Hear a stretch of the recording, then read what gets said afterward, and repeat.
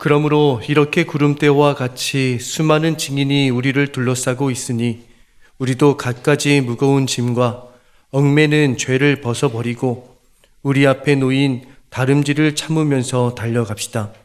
믿음의 창시자요 완성자이신 예수를 바라봅시다. 그는 자기 앞에 놓여있는 기쁨을 내다보고서 부끄러움을 마음에 두지 않으시고 십자가를 참으셨습니다. 그리하여 그는 하나님의 보좌 오른쪽에 앉으셨습니다. 아멘. 네, 여러분 잘 나오셨습니다. 네, 1월 한 달이 집회하다 보니까 다 가버렸네요. 여러분 올 한 해 하나님의 말씀 계속 사로잡혀서 기도하고 말씀 보고 예배했더니 한 해가 하나님의 은혜로 충만히 채워졌다는 고백이 여러분에게 있기를 축복합니다. 오늘 우리 목사님들이 이렇게 이미 광고해 주셨지만 오늘은 신년 집회, 금요성령 집회 마지막 안수하는 날이기도 합니다. 우리가 일정으로 계획하기는 교회 학교 그리고 청년교회가 안수받는 날인데 우리 성도님들 가운데도 안수받지 못하고 또 새가족 중에 기도받지 못하신 분들 하나님 주신 마음이 있어서 오늘이라도 기도받아야겠다. 그러면 기도카드 작성해서 앞으로 나오시면 기도해 드리도록 하겠습니다. 오늘 특별히 저에게는 너무나 중요하고 감사한 그런 날이기도 한데 오늘은 특별히 담당 목사님들이 저와 함께 안수사역을 함께 섬기겠습니다. 부목사님들 안수하는 줄에 더 많은 성도님들이 서시기를 바랍니다. 왜냐하면 하나님이 하시는 일이에요. 우리가 사람을 보고 기도받는 것이 아니라 주님이 하신다. 그렇게 믿고 오늘 안수사역을 하겠습니다. 성령께서 더 큰 역사를 주시는 밤이 될 줄로 저는 믿어집니다. 여러분 꼭 기도해 주시고 또 우리 자녀들과 청년들에게 하나님의 은혜가 흘러가는 밤이 될 줄을 믿습니다. 이번 한 달 동안 계속해서 집회 은혜를 우리가 누렸는데 제가 우리 성도님들에게 한 가지 꼭 권면하고 싶은 것은 이번 한 달 동안 하나님으로부터 하나님이 부어주셔서 받은 은혜 그것을 꼭 기록해 보시기를 바랍니다. 받은 은혜를 기록해 보고 그것을 통하여 하나님이 더욱 감사로 기도해야 할 제목을 한번 감사헌금 봉투에 기록해 보시고 하나님 앞에 올려드려 보시기를 바랍니다. 자기의 은혜로 붙잡은 것이 진짜 은혜가 됩니다. 여러분 우리가 얼마나 기억이 쉽게 사라지는지 몰라요. 그렇게 은혜 받았다고 했는데 어떤 목사님이 오셨지? 그때 무슨 은혜를 받았지? 은혜 받은 거는 기억을 하는데 내용은 다 잊어버릴 때가 있습니다. 그런데 그거를 진짜 기록해보고 감사로 하나님께 올려드려보고 기도 제목으로 붙잡고 한 해를 기도하고 그러면 그게 진짜 자기의 것이 될 줄 믿습니다. 여러분 한번 꼭 그렇게 도전해 보시기를 바랍니다. 신년 금요성령 집회 마지막 주간으로 오늘 모였는데 여러분 마지막은 언제나 새로운 시작에 대한 기대를 품게 합니다. 그래서 저는 오늘 이 자리에 서면서 벌써 2월 성령 집회가 마음속에 기대가 돼요. 여러분 2월에 또 3월에 이어지는 성령 집회가 제 마음에 기도하기는 매주마다 성령께서 새로운 일을 행하실 것이다. 이걸 믿고 하나님이 행하신 일을 기대하면서 우리 매화교회에 하나님이 부흥을 부어주시는 진원지가 되면 좋겠다. 그리고 주님이 그렇게 하실 것을 믿습니다. 여러분 성령께서 새로운 일을 행하실 것을 기대하면서 모이는 사람들이 있다. 그리고 믿음으로 반응하면서 그것을 정말 기도하면서 모이는 사람들이 1명, 2명 모이기 시작하면 하나님은 하나님 당신의 뜻과 계획을 그 성도들을 통해 강하게 일으키실 줄을 믿습니다. 여러분 기도하는 자리에 모여서 하나님의 손에 붙들려 여러분 크게 쓰임 받으시기를 축복합니다. 제가 한 12년이 넘게 또 교회 학교 사역까지 하면 다음 세대와 청년들 목회를 한 14년 정도를 한 것 같아요. 그렇게 청년 목회, 젊은이 교회 사역을 할 때 오랫동안 해올 때 감사했던 것이 청년들의 새벽 기도였습니다. 본교회와는 따로 젊은이 교회가 새벽 예배를 따로 드렸어요. 그래서 새벽 예배가 2부 새벽 예배를 젊은이 교회 청년들이 책임을 졌습니다.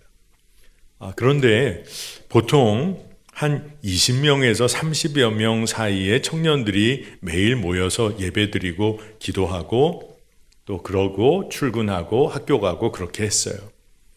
주일에는 1000여 명이 넘는 청년들이 모이는데 이 새벽 예배를 할 때는 한 20명대, 30명대 그렇게 모였습니다. 그래도 이 새벽 예배를 매일마다 준비해야 되니까 새벽 예배 팀장을 맡은 청년이 있었고 또 팀원들 청년들이 있었어요.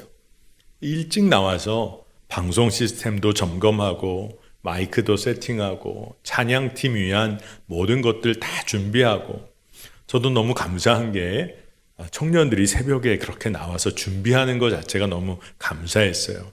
그래서 사역자들은 우리 6시 새벽 예배면 20분 전에 먼저 모여서 매일 기도했습니다. 특세가 되면 청년들이 그래도 한 200여 명은 일상적으로 모였어요. 근데 이상하죠. 특별 새벽 기도회가 끝나고 나면 썰물처럼 쫙 빠져가지고 몇 명이 모일까요?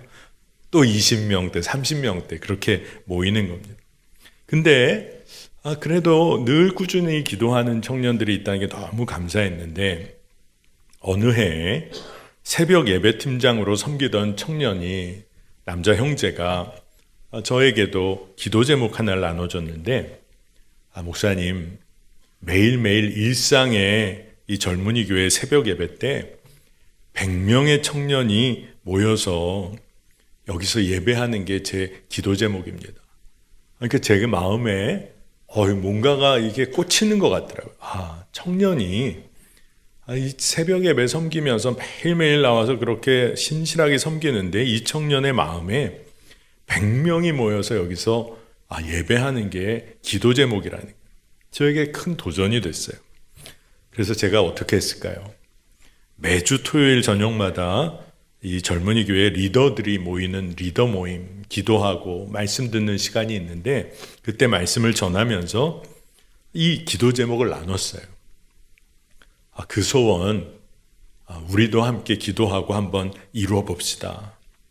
그 얘기를 나눴는데 참 특별한 것은 그 소원이 함께 주님 안에서 붙잡고 소원이 나눠지기 시작하니까 많은 청년들이 그것을 마음에 품기 시작하니까 좀 분위기가 달라지는 걸 느꼈어요.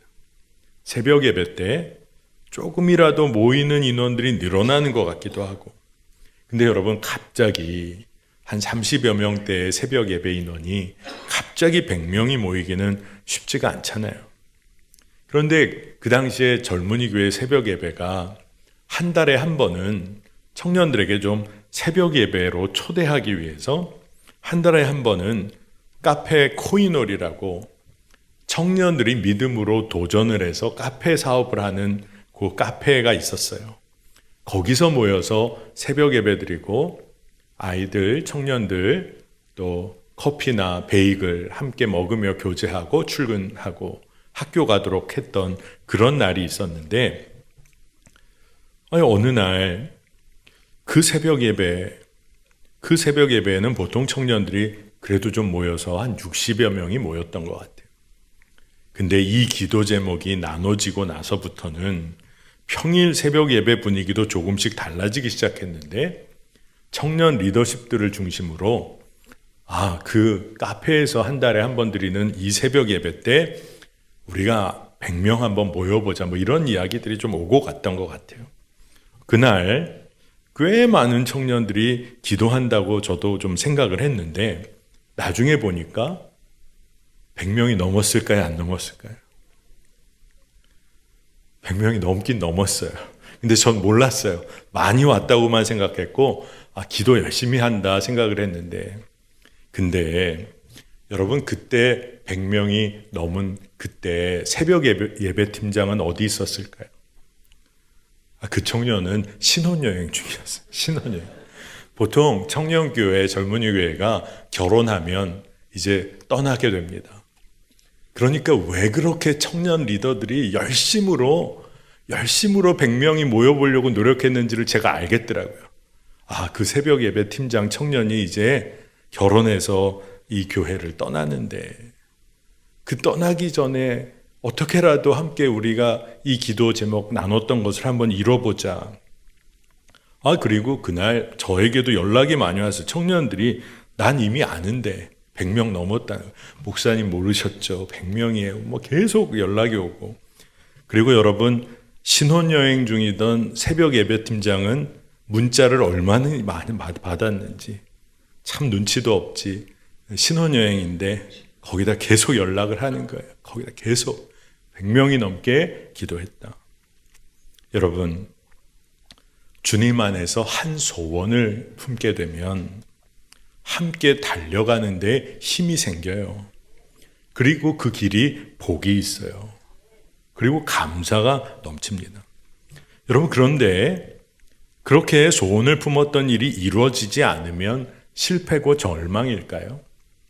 아니에요. 주님 안에서 소원을 품게 되었다는 그 자체가 이미 주님이 일하기 시작하셨다는 걸 의미해요. 그러니 우리가 생각하기에는 성취가 모든 것에 초점인 것 같은데 주님의 관점에서 보면 믿음의 사람들이 순종의 길을 걷고 있다. 그건 주님이 보셨을 때 이미 모든 것이 다 이루어진 것과도 같아요. 왜냐하면 주님이 그 일을 이루실 것이기 때문에 그렇습니다. 100명이 사실 모였다가 중요한 게 아니라 기도하기 위하여 사람들이 모이기 시작했다는 것이 진짜 중요한 것입니다. 하나님의 말씀에 이끌림 받는 자들이 모이고 행하는 것, 그게 진짜 중요하다는 거예요. 신년 금요성령 집회 오늘 4번째 시간인데 제가 이렇게 늘 보고를 받습니다. 몇 명의 성도님들이 함께 모이셨나?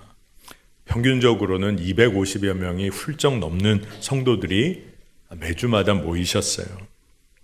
모두가 하나님께 전심으로 기도하고 또 하나님 앞에 예배하려고 나왔습니다. 하지만 아마 다 각각 개개인의 속 깊은 곳에 들어가 보면 거기에 모여서 기도하고 하나님을 바라보았던 동기와 또 하나님을 향한 갈망은 아마 너무너무 다양할 거예요.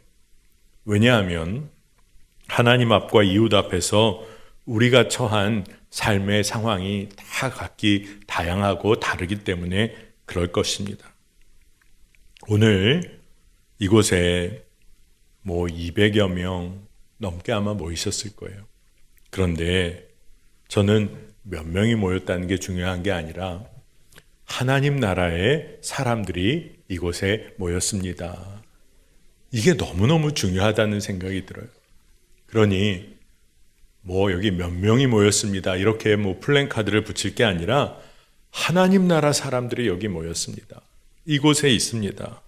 이게 우리의 너무나 분명한 고백이 되고 또 실제로 그러한 역사가 있기를 원합니다. 여러분, 하나님 나라의 사람들은 어떤 사람일까요? 이 세상에서 살고 있지만 하나님 말씀대로 사는 사람이겠죠. 하나님께만 소망을 두니까 이 세상 힘과 권력에 휘둘리지를 않아요. 돈에 휘둘리지 않아요. 왜냐하면 하나님께 소망을 두었으니까. 그리고 이 세상의 모든 것들을 다 해로 여기고 배설물로 여기며 삽니다. 사도 바울처럼 풍부에 처할 줄도 알고 비천에 처할 줄도 아는 일체의 비결을 배운 사람들. 여러분 한번 믿음의 상상을 한번 해보세요.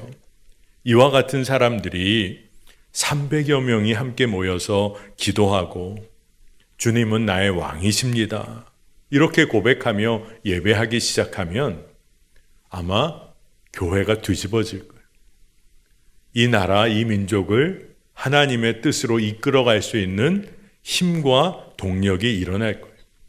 사랑하는 놀라운 역사가 일어날 것입니다. 여러분, 하나님께서는 이 같은 하나님 나라의 사람들이 일어나기를 원하시고, 그리고 그들이 연대하고 함께 동역하기를 원하세요.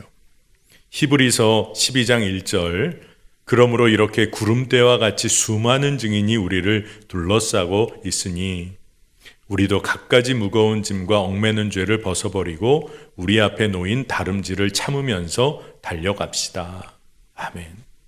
여러분, 이 말씀이 중요한 것은 이 땅에 하나님 나라의 사람으로 살았던 사람들, 그렇게 달려갔던 사람들, 지금도 그렇게 사는 사람들이 우리 주변에 너무도 많다는 것을 알려주고 있다는 거예요. 그게 굉장히 중요한 것이고, 또 하나는 우리가 함께 달려가야 할 믿음의 경주가 지금 우리 삶 앞에 놓여 있다는 것을 알려주고 있어요. 그러니 우리가 해야 할 일은 모든 얽매여 있는 거, 죄에 얽매여 있는 거, 세상에 우리가 짊어지고 있는 무거운 짐 다 주님께 맡기고 하나님 나라의 사람으로 살아가야 한다는 것입니다. 감사한 것은 수많은 믿음의 증인들이 있어 왔다는 거예요. 지금도 있다는 거예요. 그리고 앞으로도 하나님 나라가 완성될 때까지 하나님 나라의 사람들은 여전히 일어날 거라는 거예요.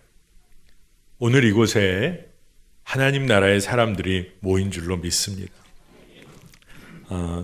제가 이렇게 나누는 실제 경험 중에 하나인데, 제가 꽤 오래전이네요. 2013년 9월에 한 2주간 정도 유기성 목사님을 모시고 미국 집회 일정을 제가 동행했던 적이 있어요. 전혀 생각하지도 못했는데 그때 함께 갈 부목사님 갑자기 일이 생기고 또 사모님도 동행하기가 어렵고, 그래서 갑자기 저보고 갔으면 좋겠다는 거예요. 선임 목사님이. 제가 미국에서 공부도 하고 또 그랬으니 목사님 혼자 가시기 어려우니 함께 좀 집회를 동행하면 좋겠다. 그래서 애틀란타 교회 협의회에 주최하는 집회, 초교파적으로 모이는 집회였어요. 그리고 그 집회가 끝나면 워싱턴 한인교회, 그 교회에서 분립 개척한 센터빌 캠퍼스 교회 집회에 제가 동행을 하게 됐습니다. 그때 그 2주간이 참 하나님의 구체적인 인도하심을 받았던 그런 시간이었어요. 제가 한국을 떠나기 전에 비행 일정이나 가서 어떻게 움직여야 할지 그곳 분들과 이렇게 소통을 하고 있는데, 어느 날 유 목사님이 저에게 한 가지 이야기를 하시는 거예요. 일정을 잡을 때 어떻게 하면 좋을지를 저에게 말씀을 해주시는데, 한번 여러분 잘 들어보세요. 이번에 미국 집회 때 기도하다 보니 하나님 주시는 마음이, 이번에 하나님 나라 사람들을 만날 것에 관해서 마음을 강하게 주신다고 하면서 저보고 될 수 있으면 하나님 나라 사람들을 만날 기회가 있는지를 잘 살피면서 일정을 잡아주면 좋겠다는 거예요. 여러분, 일정을 어떻게 잡으라는 거예요? 누굴 만나야 할지도 모르겠고, 하여간 기도하면서 하나님 나라 사람들을 만날 기회가 있는지를 잘 살피고 그렇게 일정을 잡아주면 좋겠다. 여러분, 미국에서 이것저것 둘러보며 배울 수 있으면 좋겠지만 하나님 나라 사람들을 어떻게 만나야 되나, 저도 제 마음에 조금 어려움이 있었어요. 모든 것 정확히 일정을 잡아도 현지 사정은 어떨지를 모르는 형국인데, 그리고 거기서 다 초청받아 가는 입장이니까 거기 모든 교회 교인들, 목회자들이 기대하고 요청하고 필요로 하는 거를 채워주는 것만 잘 일정을 잡는 것도 쉽지 않은데, 집회 일정 말할 것도 없죠. 근데 막연하게 시간을 내서 하나님 나라 사람들을 만나도록 한번 해보라. 여러분, 어떻게 해야 하는지 아시는 분 좀 저에게 좀 알려주세요. 그래서 제가 기도하지 않으면 안 되는 상황이 돼버렸어요. 제가 결론부터 말씀드리면, 하나님께서 하나님 나라 사람들을 너무나 정확하게 분명하게 만나도록 인도해 주셨다는 거예요. 그리고 강력하게 알게 하시고 깨닫게 해 주신 것이 이 땅에 너무나 많은 하나님 나라 사람들이 하나님 나라 백성으로 이미 천국을 살고 있다는 거예요. 그리고 하나님께서는 그들이 연합하고 연대하여서 주의 일을 하기를 원하신다는 거예요. 여러분, 왜 하나님은 그렇게 하나님 나라의 사람들이 연합하기를 원하실까요? 언제나 주님의 일은 한몸됨으로 섬기는 것, 하나님은 그것을 기뻐하시기 때문에 그래요. 그리고 서로의 부족함을 사랑으로 품어내며 하는 일에 주님이 관심을 갖고 계시기 때문에. 여러분, 그리고 함께 동역하다 보면 서로 좀 어려운 일도 있을 수 있지만 서로의 연약함을 바라보면서 회개하고 또 돌이킬 수 있는 일, 그 가능성이 훨씬 더 커져요. 그래서 하나님 나라 사람들이 함께 동역하는 일이 참 중요합니다. 그런데 우리는 악이 관영한 세상에서 살면서 때로는 이런 생각을 해요. 어떻게 믿음을 지키며 살까? 이 정도 수준의 급급한 우리들의 마음이 있을 때가 있어요. 그런데 하나님께서는 말씀으로 사는 삶의 능력이 얼마나 놀라운지를 우리에게 알게 하고 싶어 하세요. 그러니까 하나님 나라의 사람들이 함께 모이면 서로를 통해서 그 증언을 듣게 되는 거예요. 그렇구나. 하나님은 여전히 살아계시구나.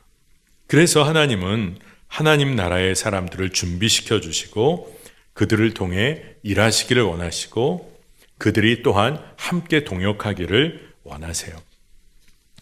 애틀란타라는 곳, 미국의 조지아주의 애틀란타라는 곳에서 만난 분 중에 너무나 귀했던 하나님의 사람은 그곳에 에모리 대학이라는 곳이 있는데 그 에모리 대학에서 의과대 교수로 재직하고 있는 분이셨어요.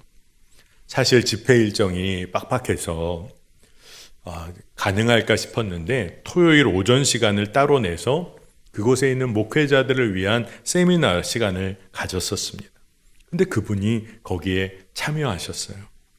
그리고 유 목사님에게도 저에게 인사를 하고 가셨는데 이분이 참 특별한 것은 에모리 의과대학 교수인데 이제 얼마 전부터 작은 교회 찬양사역자로 헌신하셔서 전도사 생활을 시작하셨다는 거예요. 그러니까 의과대 교수로 가르치시면서 이제 찬양사역을 하면서 전도사로 섬기시는 거예요. 첫 만남을 그렇게 스쳐 지나갔습니다. 애틀란타에서의 집회 기간이 다 마치고 이제 월요일 하루를 쉬고 이제 워싱턴으로 가야 되는데 제 마음에는 어떤 생각이 들까요? 하루 시간이 남았으면 하나님 나라의 사람들을 만나야 되는데 이게 그냥 쉬는 날로 보내면 안 되는데 하나님 나라 사람은 어딨나? 근데 제 마음에 이 의과대 교수님이고 전도사님이신 분이 생각이 딱 나는 거예요. 그래서 이분을 어떻게 만나야 될까 하는데 제가 애틀란타에서 2년 동안 공부를 했었어요. 그래서 여전히 거기서 목회하고 계시는 목사님께 한번 연락을 해봤는데 그분과 아주 친밀한 관계를 가지신 분이셔서 이 의과대 교수님 전도사님에게 연락이 됐습니다. 그래서 한번 만날 수가 있는가 여쭤봤더니 본인도 유 목사님을 너무나 만나길 원했는데 일정이 너무 바쁘실 것 같아서 차마 말을 못 꺼냈는데 어떻게 이렇게 연결이 됐다고? 그래서 만났습니다. 만나보니까 이분 밑으로 박사 후 과정, 포스트 닥터럴 과정의 과정생이 이분 밑에 한 7, 8명이 될 정도로 연구실 규모도 크고 이분 밑에서 공부하려고 세계에서 모여드는 분들이 참 많은 인정받는 분이셨어요. 근데 이분이 고백하는데 자기가 하나님께 모든 것을 맡기는 삶이 얼마나 복된 것인가를 성령 체험을 하게 됐다는 거예요. 그리고 나서는 완전히 삶이 바뀌어서 하나님이 자기에게 맡겨준 학생들 복음대로 가르쳐야겠다. 의과대에서 이분의 관심은 복음을 가르치는 일. 그래서 큐티 모임하고 기도 모임 하도록 학생들을 이끌고 자기에게 맡겨진 학생들은 그냥 결코 내보내지 않고 공부에서도 신앙에서도 다 그렇게 잘 따라갈 수 있도록 해야겠다. 그러면서 그 일을 하더라고요. 근데 이분이 고백하시기를 자기는 너무나 하나님이 살아계심이 너무 분명해서 수업 시간에도 자기도 모르게 하나님을 증거하는 일이 많아서 대학교 측으로부터 공식 경고 레터를 받기도 했다는 거예요. 당신 가르칠 때 그렇게까지 하면 안 된다. 그런데 이분이 에모리 대학에는 신학교가 있어요. 신학대학원에 들어가서 교수면서 자기가 틈틈이 신학 공부를 하며 전도사가 그렇게 됐다는 겁니다. 제가 이분과 이렇게 만나고 또 유 목사님과 이런 교제가 있었어요. 그래서 관심이 있게 됐는데 이분이 페이스북에 이런 글을 올렸더라고요. 인게이지먼트라는 단어에 관한 묵상을 올렸는데 여러분 인게이지라는 단어, 영어 단어는 관여하다, 관계하다, 또 서로 관계 가운데 얽혀 들어가다. 그래서 또 다른 의미로는 약혼이라는 의미도 있어요. 근데 이분이 페이스북에 이런 글을 올렸습니다. 인게이지는 즉 서로 관여한다는 거죠. 우리가 컨트롤할 수 있는 영역이 아니다. 그래서 우리의 삶은 내가 원하는 대로 자라나가지 않는다. 주님이 내 인생을 인도하시도록 내어드리는 것, 내게 필요한 인게이지, 연결되고 서로 참여하는 관계가 이루어지도록 맡겨드리는 것. 사실 그 방법밖에 나는 더 잘 사는 방법을 알지 못한다. 내 인생은 아쉽게도 내가 주인이 아니라는 것을 깨달은 바로 그때로부터 나는 훨씬 더 행복해지고 있다. 이렇게 글을 써셨어요. 내 인생을 주님이 인도하시도록 완전히 내어드리는 것. 여러분, 이렇게 사는 사람들이 하나님 나라의 사람들인 것입니다. 가장 불행해 보일 것 같은데 가장 행복함을 실제로 누리는 사람이 하나님 나라의 사람들이에요. 이 순간부터 자신이 감당할 수 없을 정도의 일들이 하나님의 인도하심으로 풀려지는 것을 경험합니다. 내 삶을 주님께 완전히 맡기는 바로 그 순간부터 도저히 세상적으로는 안 풀릴 일 같은데 하나님이 그것을 풀어주시는 거예요. 내 능력으로는 도저히 감당할 수 없는 일인 것 같은데 하나님께 맡기며 살기 시작한 순간부터 주님이 그 일을 친히 맡아주시는 것을 경험하며 삽니다. 하나님 나라의 사람들이 그렇게 산다는 거예요. 여러분, 내가 선택하지 않고 내가 선택하지 않은 일인데 얽혀 들어가서 내가 어떤 일에 관계하게 되면 그것 때문에 힘들고 아파하는 경우가 많죠. 하지만 여러분, 사실은 내가 내 스스로 선택한 일 때문에 아파하며 삽니다. 여러분 한번 잘 생각해 보세요. 내가 계획하고 내 뜻대로 하려고 했던 일 때문에 우리가 아파하며 살아요. 그런데 주님께 완전히 맡기고 주님이 허락하신 일로 인하여 살아가기 시작하면 우리의 인생은 완전히 다른 인생을 삽니다.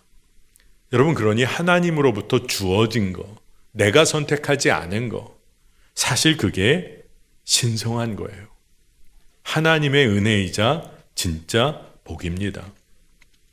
제가 예전에 여러분에게 성령 집회 때 한번 나눈 이야기 같은데, 제가 예전에 목회하면서 사역자 리트릿을 전남, 순천과 고흥을 중심으로 국내 선교지, 국내의 순교의 현장을 다녀온 적이 있어요.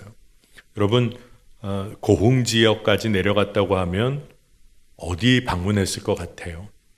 소록도를 방문했었습니다. 하루는 소록도를 사역자들과 방문을 했는데 큰 감동을 받았어요. 나병, 한센시병 환자들을 위한 병원이 있고 그 안쪽에는 진짜 실제 마을도 있더라고요. 또 섬이 지금은 정말 아름답게 잘 정돈이 돼 있어서 참 아름답다 하는 생각도 들 정도였어요. 산책로를 따라서 사역자들과 함께 이렇게 더 깊이 들어갔는데 거기서 천주교회를 하나 만났습니다.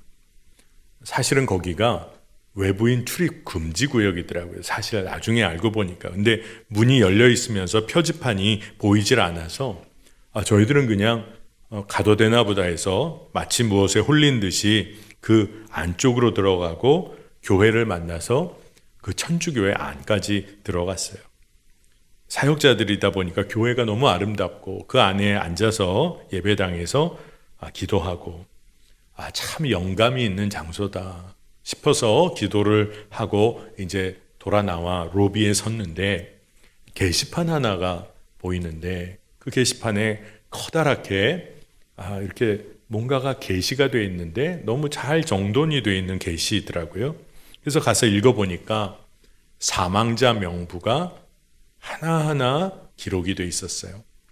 그리고 거기에 기록되어 있는 걸 쭉 보니까 그 당시로서는 한 86년간의 기록을 하나하나 기록해 놓은 사망자 명부가 어떻게 보면 굉장히 아름답게 기록이 되어 있었어요. 여러분, 우리 현실에서 여전히 죽음은 터부시되고 극복해야 할 문제처럼 우리가 여길 때가 많고, 세상적으로는 죽음은 절망 중에 절망을 말한다고 여겨지죠. 그런데 여러분 한번 생각해 보세요. 나병을, 한센시 병을 가진 분들이 믿음을 가지고 살면서 사망자 명부를 교회 게시판 가장 중앙에 그렇게 잘 정리해 놓은 것은 어떤 의미일까요? 이분들은 천국에 간 분들이구나. 그렇게 다 기록을 해 놓은 거예요. 그러니까 사망자 명부인데 가장 축하할 소식이에요. 하늘의 소망을 두고 하나님을 바라보며 살았던 분들의 이름이 거기에 하나하나 기록되어 있는 거예요. 그래서 옆에 있던 전도사님이 저에게, 목사님, 이 교회는 세신자 명부가 아니라 사망자 명부가 붙어 있네요. 근데 진짜 눈물이 핑 돌았습니다. 이렇게 분명한 천국 소망을 가지고 사신 분들이 있구나. 이분들이 하나님 나라의 사람들이겠구나. 저 세상 너머의 천국만을 소망한 분들이 아니라 이 땅에서부터 믿음으로 천국을 소유하고 사셨구나. 그래서 큰 은혜를 받았던 기억이 있습니다. 여러분, 하나님께서는 하나님 나라 소망하고 주님을 갈망하는 이들의 삶을 구체적으로 인도해 가십니다. 여러분, 걱정하지 마세요. 하나님 나라에 소망을 두고 그리고 주님을 정말 갈망하는 믿음의 삶을 살면 하나님이 여러분의 삶을 이끄십니다. 정말 그럴 수밖에 없잖아요. 그리고 혼자가 아니라는 것도 깨닫게 돼요. 하나님 나라의 사람들이 곳곳에 있다는 것을 알게 됩니다. 여러분, 하나님 나라의 사람들이 사는 삶의 특징이 뭘까요? 마태복음 13장 44절에서 46절을 보면 천국이 마치 무엇과도 같은지에 관해서 예수님이 비유로 말씀하시는 한 부분이 나옵니다. 천국은 마치 밭에 감추인 보화와도 같다고 말씀하시고, 또 이어서는 마치 좋은 진주를 구하는 장사, 그 사람과도 같다라고 말씀을 하세요. 한 번은 보화와도 같다고 말씀하시고, 또 다른 한 번으로는 보화를 구하는 장사, 사람과도 같다라는 말씀을 하십니다.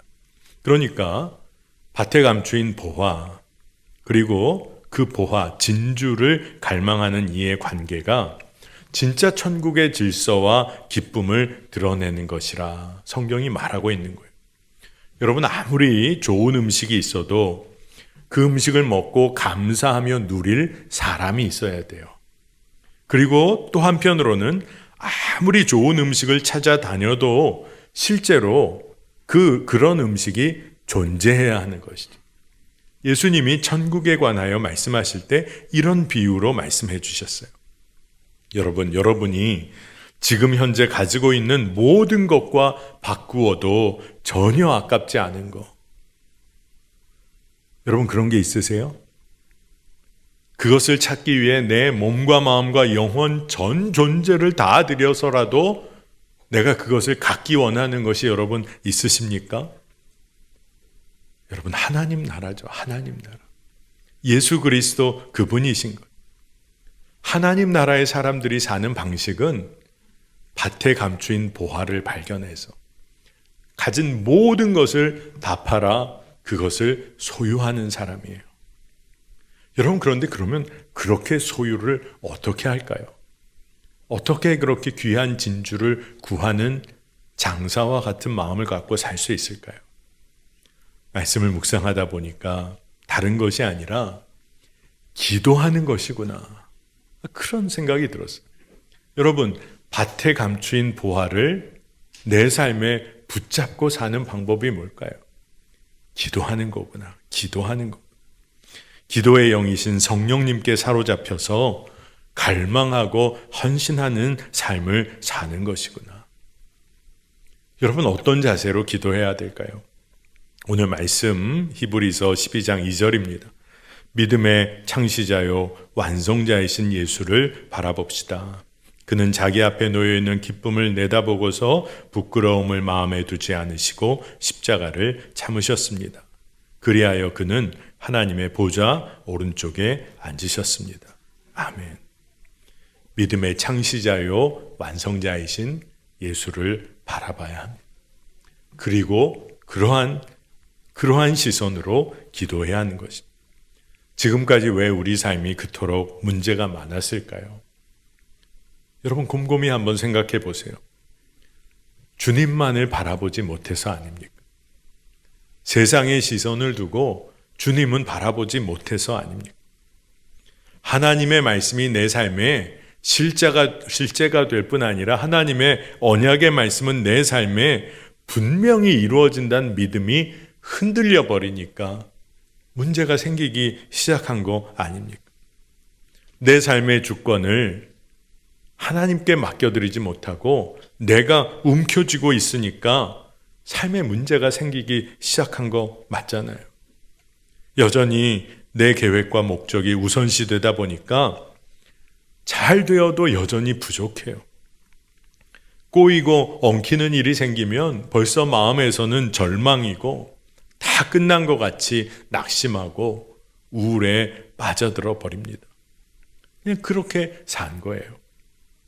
그러나 여러분 믿음의 사람은 예수 그리스도께서 내 삶에 함께 하신다는 그 임마누엘의 은혜를 누리며 삽니다. 전 우주의 주권자가 되시는 분이 내 삶에 내 안에 찾아와 역사하고 계시다. 이거를 믿고 누리며 살아요. 그러니까 천국이 이미 내 안에 있어요. 그리고 하나님이 다스리시는 이 땅의 삶, 그게 가능하다는 것을 믿고 그리고 누리고 전하며 삽니다. 여러분 많은 성도들이 오해하는 것 중에 하나가 예수님이 내 안에 살아 역사하시면서 내 삶을 이끄신다. 이건 어떤 특별한 사람, 특별한 믿음을 가진 사람만이 그런 일을 경험하고 산다고 착각하고 오해합니다. 아니에요. 그거는 특별한 것이 아니라 믿는 사람에게는 누구나에게 주어진 축복이에요. 믿는 사람은 누구나 마땅히 누려야 할 일상적인 은혜예요. 주님이 나와 함께 하시고 내 안에서 살아 역사하신다. 그런데 우리는 대단한 훈련을 받은 성도나 그렇게 산다고 생각을 합니다. 아니에요. 성서는 증언하기를 믿는 모든 그리스도인들에게 이미 부어진 축복이라는 거예요. 그러니 이제 우리가 고백할 것은 내 안에 살아계신 예수 그리스도께서 내 삶의 왕이시다. 왕이 계시다. 그리고 내 삶을 맡겨드리는 겁니다. 여러분 주변에는 하나님 나라의 사람들이 많이 있습니까? 여기 이렇게 많이 모였는데도 대답을 안 하시면 어떡해. 하나님 나라의 사람들 이렇게 많이 모였는데. 근데 여러분, 진짜 믿음의 눈으로 바라보면 직장에 다 나를 핍박하고 어렵게 하는 사람만 있는 것 같죠? 믿음의 눈으로 한번 찾아보세요. 하나님 나라의 사람이 분명히 있습니다. 제가 그때 집회를 동행하면서 그 이후에도 많은 분들을 만났어요. CNN 방송국 엔지니어로 근무하는 분을 만나기도 했는데 잠깐 이분이 방송 선교에 대한 비전이 너무 크시더라고요. 그러니까 자기가 엔지니어로 근무하니까 얼마나 바쁘겠어요. 근데 퇴근 시간만을 이분이 기다리세요.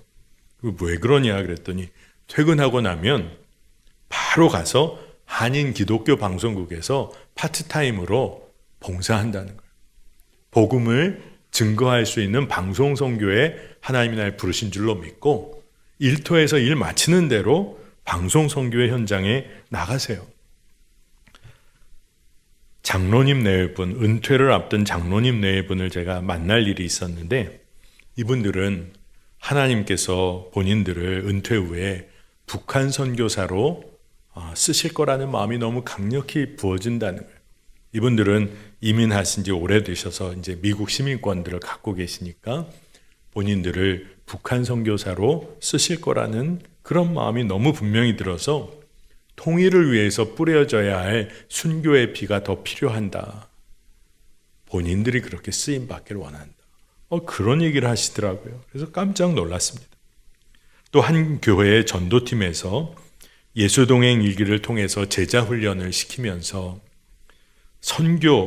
선교로서의 사업, 일터 이것을 꿈꾸면서 샌드위치 가게 사장님인데 이 샌드위치 가게가 선교의 현장이 되기를 위해서 그렇게 열심히 기도하고 헌신하는 분을 만나기도 했어요. 주님을 부인하며 살다가 너무 강력하게 하나님의 살아계심을 경험한 다음에는 말씀대로 사는 것에 관한 눈이 열려버리셨어요. 이분이 삶이 완전히 바뀌어서 자기의 삶의 변화를 간증하고 증언하는 분도 제가 만나본 적이 있습니다. 또 어떤 목사님 제가 만나봤는데 이분은 다음 세대 담당 목사님인데 집회와 세미나를 통해서 예수님과 동행하는 삶에 대한 강한 도전을 받으시고 내가 24시간 365일 주님을 바라보며 살아야지. 그러면서 그날 밤에 예수님 생각에 잠을 못 이룰 정도로 강한 도전을 받으신 목사님 이야기도 제가 경험했어요. 어떤 분은 교회가 분립개척 교회를 세우는데 자기가 개척 멤버가 되기로 헌신한 다음에 이 개척한 교회가 정말 주님의 몸된 교회가 되길 위해서 정말 교회 세우는 일에 내가 평생을 헌신하겠다. 그렇게 결단하신 분들이 계세요. 최근에 제가 이야기를 들으면서는 새벽 예배 기도의 자리를 결단하신 성도님 이야기도 듣고 또 어떻게 하면 예수님을 기쁘시게 해드릴까 자꾸 삶에서 질문하면서 주님의 뜻에 순종을 결단한 분들, 주님 뜻대로 정말 하나님 나라와 의를 위해서 믿음으로 재정을 사용해 봐야겠다. 결단한 성도님들 이야기도 제가 들었습니다. 여러분, 이런 모든 분들의 삶에 이미 하나님 나라가 시작된 거죠. 그렇다면 여러분들의 삶에는 어떻습니까? 여러분의 삶에도 이미 하나님 나라의 역사는 시작됐어요. 그런데 우리가 때로 세상에 매여 살다 보니까 그런 영적 감각을 놓쳐버리고 있는 거죠. 분명히 제가 알려드릴게요. 여러분은 창조 때부터 하나님의 자녀로 영적인 존재로 지음 받으셨어요. 그러니까 지금 내 안에 세상의 일이 중심으로 돌아가는 것은 우리가 창조된 목적에 맞질 않아요. 우리는 어떻게 지음을 받았냐 하면 우리 안에서 하나님 나라의 역사가 일어나도록 하나님이 그렇게 우리를 지어주셨어요. 그리고 주님을 갈망하도록 지어주셨어요.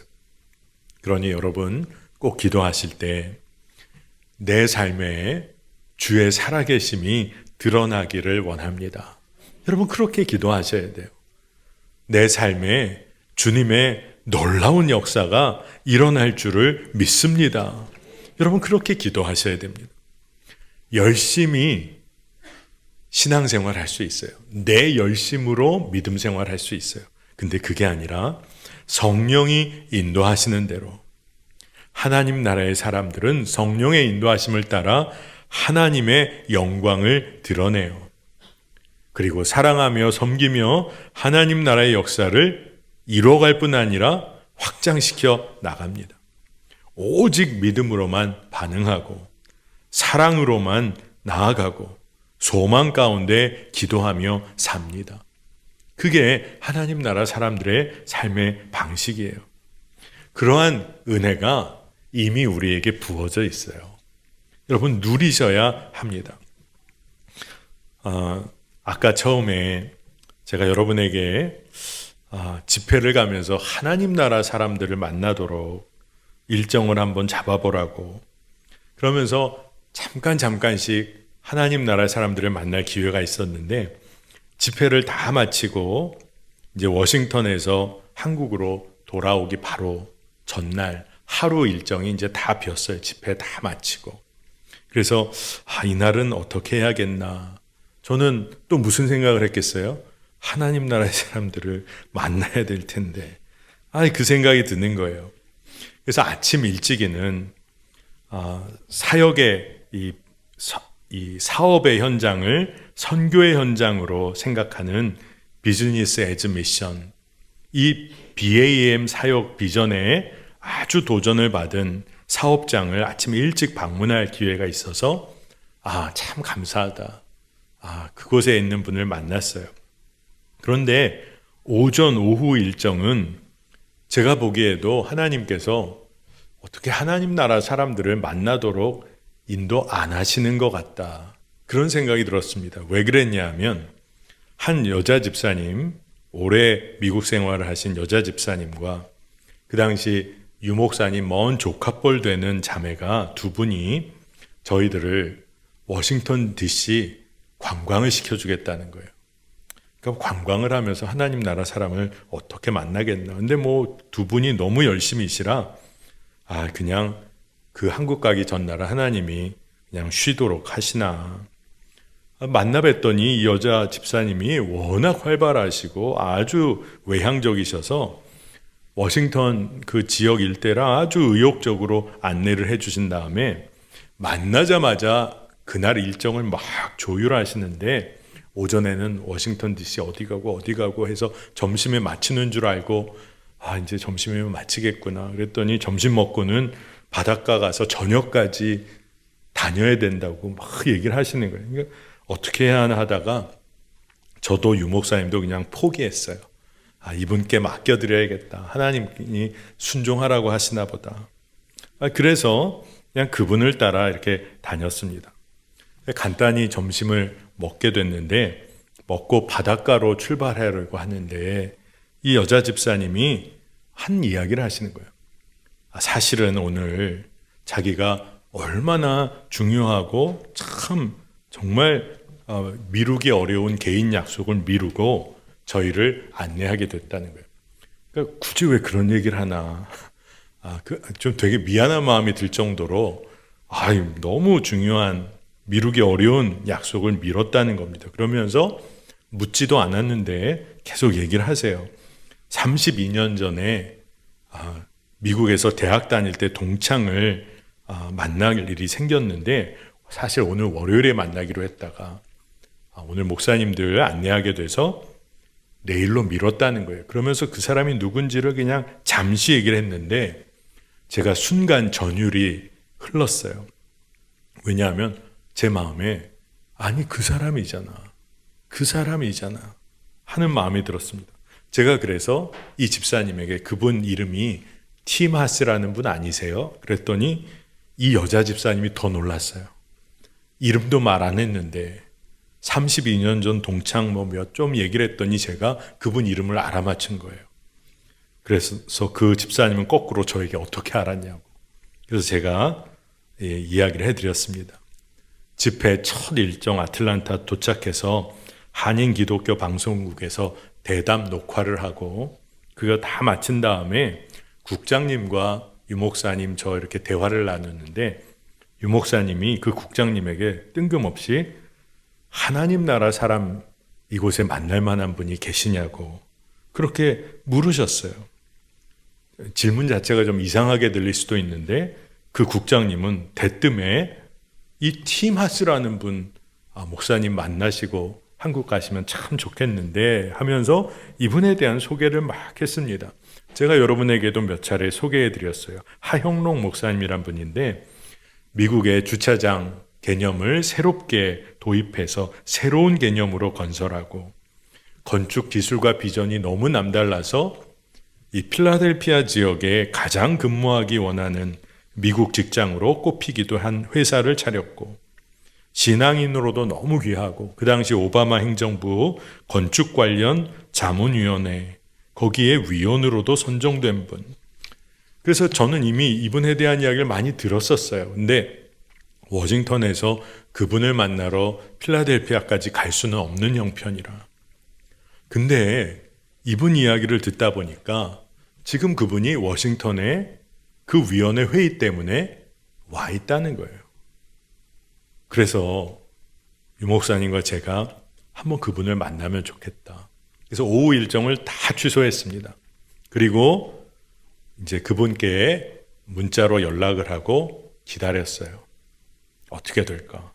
근데 여러분 대부분 연방정부 회의하는 분이 갑자기 하나님 나라 사람 만나겠다고 문자를 했으면 만나줄 거야 안 만나줄 거야. 근데 이상할 정도로 시간이 흘러서 문자가 왔는데 저희를 만나겠다는 거예요.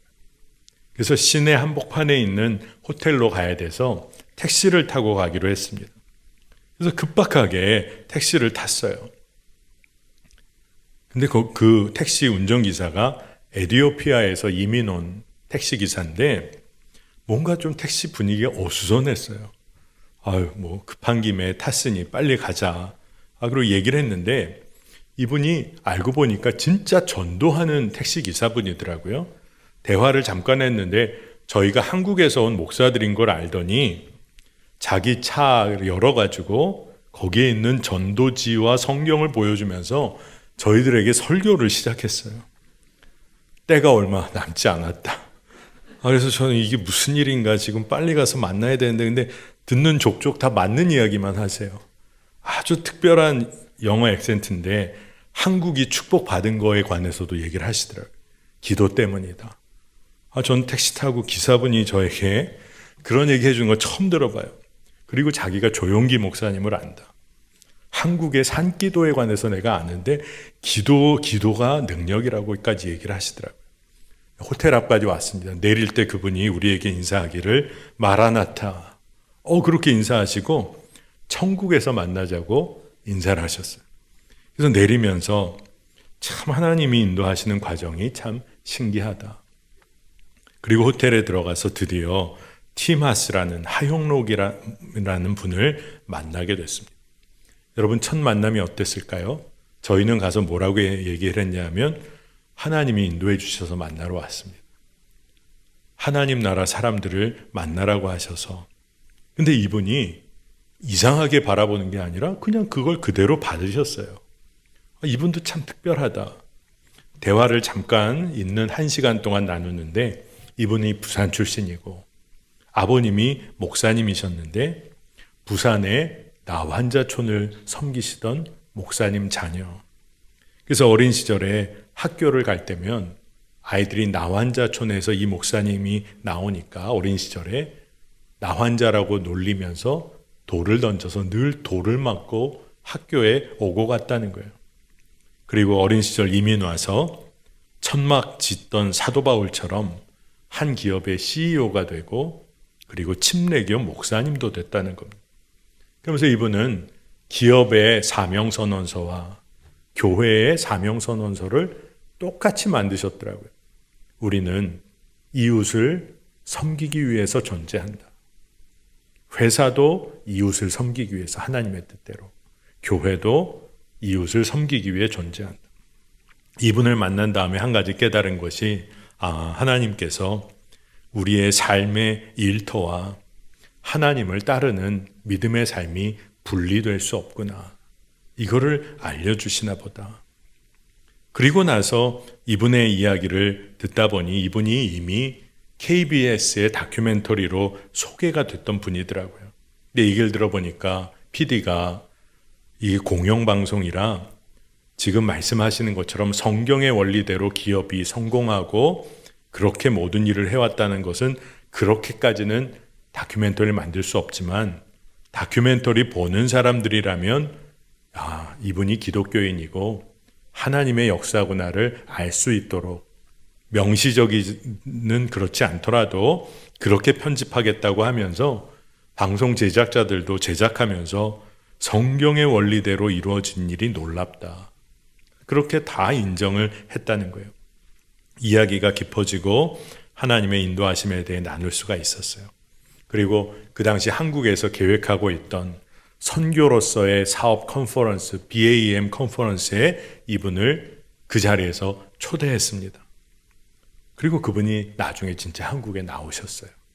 그래서 이분이 한국에 더 많이 소개되면서 많은 분들이 믿음의 큰 도전을 받았습니다. 여러분, 오늘 제가 오늘 말씀 시간에 장황할 정도로 하나님이 행하신 일을 이렇게 저렇게 여러분에게 소개하고 또 증언했어요. 여러분, 하나님 나라의 사람들은 그 이전부터 너무나 많았어요. 지금도 우리 가운데 있어요. 앞으로도 하나님 나라의 사람들은 하나님을 통해 끊임없이 세워질 거예요. 그런데 여러분, 이 흐름에 여러분이 서시기를 축복합니다. 하나님 나라의 사람은 하나님께 소망을 둔 사람이에요. 하나님 나라가 소망이에요. 그리고 순종하며 삽니다. 우리는 다 하나님 나라의 사람이에요, 원래. 근데 다 잊어버리고 사는 거죠.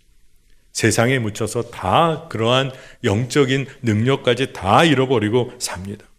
그러니 이제 더 이상 머뭇거리지 않고 우리 삶의 전 영역에서, 교회에서만이 아니라 일터에서도, 가정에서도, 학교에서도, 거리에서도 하나님의 살아계심을 내가 증거하며 살 거다. 여러분, 올 한 해 여러분 그렇게 기도하며 한 해를 사신다고 생각해 보세요. 내 삶에 일터에서도, 학교에서도, 거리에서도 누굴 만나도 내 삶을 통해 하나님의 살아계심이 증거될 것이다. 여러분, 그러면 우리의 삶은 뒤집어질 줄로 믿습니다. 세월은 살같이 흘러가요. 여러분, 눈 깜짝했더니 지금 나이 오셨잖아요. 제가 여러 차례 얘기했습니다.